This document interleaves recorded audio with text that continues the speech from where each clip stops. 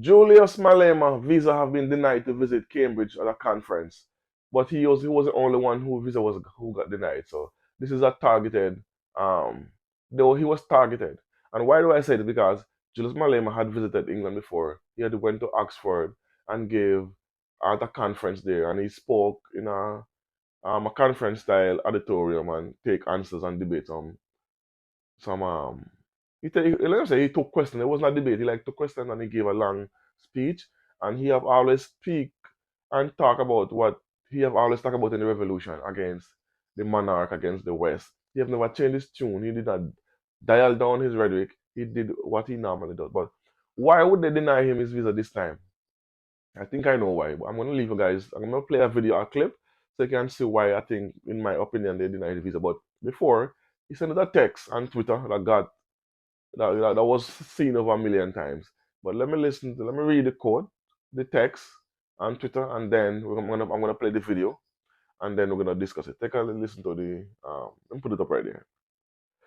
The British authorities have denied me a visa to London for the Cambridge conference this weekend, providing no substantial justification. It is clear to me that this is an attempt to silence a dissenting political perspective. We are currently at the OR airport as we were promised that everything would be sorted by 3:30. By 3:30, instead, we receive our regret letters just 4 hours before our departure. That no departure. This is unacceptable and spineless. So we know who Julius Malema is. As I said, he does not hold his tongue for no one. But why would they deny him his visa this trip? Because he have granted it before. What have changed? Well, after the Queen had passed, he had said something about her that if you support her, you support colonialism. But listen to it for yourself, and then we're gonna talk about it. Boom. Hey, we mourn the Queen. But when Helen Zille tweeted and said that not everything is bad about colonialism, you all said Helen Zille is a racist. How can she praise colonialism? By mourning and praising the Queen, you are celebrating colonialism. You are not different from Helen Zille. We were not colonized by the land called Britain. We were colonized by the leadership of Britain that killed our people. So we must not be asked to do wrong things here. We are very clear. The Queen does not represent anything good. Britain has got a lot of gold, yet they don't have a single mine of gold. Those are stolen goods. We must talk about reparation. We must talk about the return of the gold. We must talk about the return of the stolen diamond and not these other side issues which are not important to us. How can you be oppressed for so many years? After liberation, you've got nothing to show that we have been liberated. You have no land, you have got no bank, you've got no mine.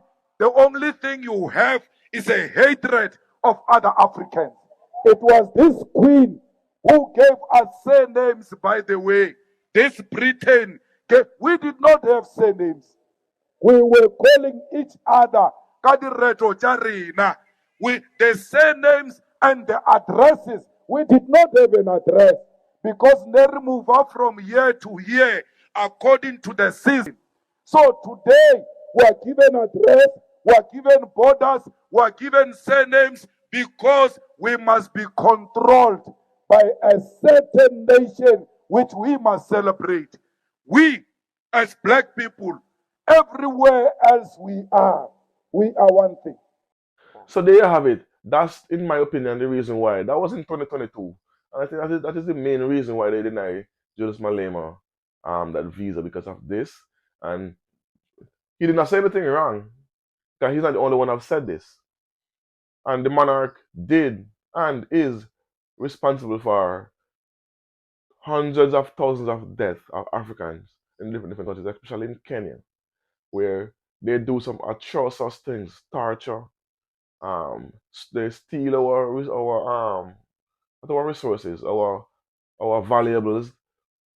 They even sack and unalive a monarch in Africa and stole one of their prince and bring him and return him, bring him to England where unfortunately he passed, and they kept his bones and they refused to return them. So we have evidence. Even the crown, the diamond in the crown, is ours. The diamond in the scepter is from Africa. They stole billions of dollars in jewels from us, diamonds, rubies, gold. So how is it now people gonna want? And let me tell you what pisses me off the most: black Africans and black people under the comment section of the video and even on the tweet saying, "Oh, this is we are happy. They are celebrating Julius Malema losing his visa and cannot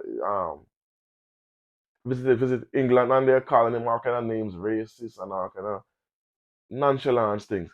When the real culprit in this is the monarch. Even in the Caribbean, they have wreaked havoc in the Caribbean. Up to today, they are still doing some unjust things to the, especially the Jamaicans. In my country, they have done so much atrocities to us. I remember in our history when they came to Jamaica, and the Maroons was the one who fought off the English army, and because um they could not control the Maroons, and the Maroons was taking the lives of the army. They end up signing a treaty with the Maroons. That's how far they will go when it comes down to brutality that they have committed over centuries. So this idea that people believe you're celebrating the monarch, I agree 100%. I will never celebrate the monarch because I know of what they have done in Africa. I've known how they have treated Africans. I've known how many lives they have taken. I've known how many things they have stolen and refused to return today. And every single thing in their museum is from Africa. Everything. From the dime, from the jewelries. They even have our corpse of our ancestors they have in their museums. Stolen art, stolen a lot of things. They have atrocities they have committed, and then now people are now siding with the monarch against Julius Malema. Even the AfriForum put that tweet on Twitter. Let me put it up for you. I really let's take a read at it. This is the CEO of AfriForum. Great news! This is only the beginning. AfriForum is intensifying its international. No, sorry, its international campaign, calling on the global community to take punitive action against Julius Malema for inciting violence against Afrikaners and farmers with the Kill the Boer chant. South Africans, South Africa courts have failed to protect Afrikaners from calls for violence against them, and the President Ramaphosa has refused to condemn the hateful chant to ensure that Malema cannot get with impunity. Intentional intervention in our no international intervention is now necessary. What is he talking about with this Kill the Boer chant and why they despise Julius Malema so much, and why are they saying they are being attacked and the courts and the president is against them? Number one, this chant was proven in court. It's not inciting violence. The president cannot go against the court system and condemn Julius Malema. The Africans are just upset that Julius Malema have paint a picture on them and shine a light on them and paint a picture on them and who they are and what they have done. Because they have committed, again, the Afrikaners, which are Dutch settlers in South Africa. They've unalive, torture, and steal property from a lot of Africans. I'm saying torture, I'm not talking about, I'm not making any joke. These farmers, up to like last year, they ran over a black child for just taking up um it was one it was the orange farm, and he took one mango one orange off the ground. He put his hand through the fence and took it off the ground, and he the farmer ran over him.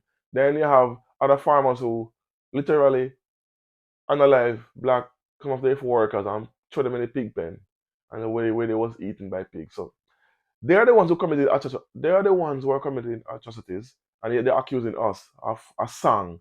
You know what? Let me play the song so you can know what we're talking about. Listen. Boom. Alright. Come on, sir. Guitar. Kill man.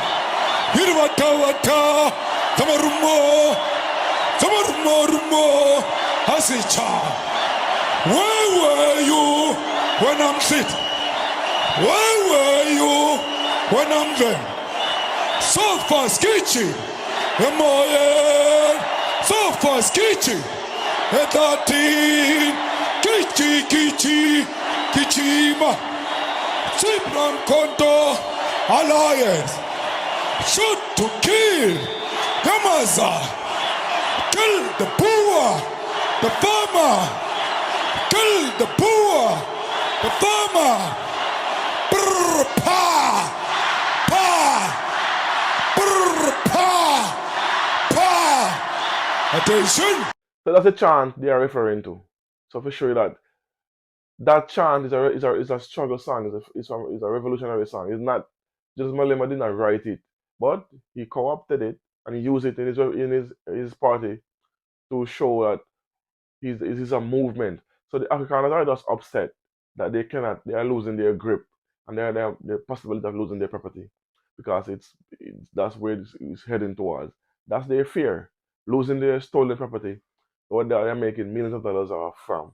They don't want to return it. You know, they are threatening to destroy the land by pouring salt on it before they return it. That's how far they will go before they give us back our just they take give us back the land they unjustly took from us. That's what I'm trying to say. So, and I'm gonna play a little clip of Julius Malema speaking in Oxford at the conference to show that he did not say anything different from what he's saying today. But like, comment, share, subscribe if you watch the video to this far. Just tell a friend to tell a friend. You don't know that works. Tell the video to grow. One like, that's it. And a comment. That's all. So anyway, we're gonna take a listen to finish up the video. I'm gonna play the video of him in Oxford. It'll be like a 2-3 minutes of it. And then I'll put the link in the description for you to go and check out the actual video if you want to see. Take a listen. Take a watch. Boom.